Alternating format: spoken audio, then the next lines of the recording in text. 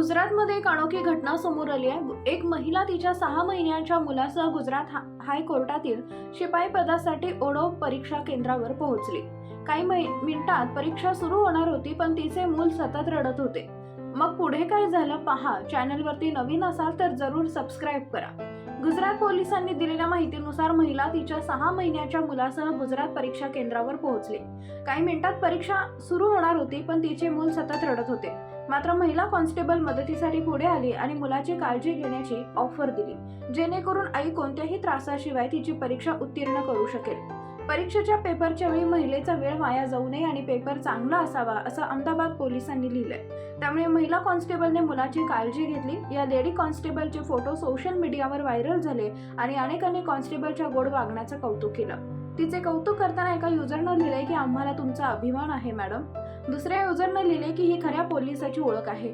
तर आजकाल एखाद्या लहान मुलाने जास्त त्रास दिल्यास पोलीस येऊन अटक करतील असे सांगून गप्प केले जाते।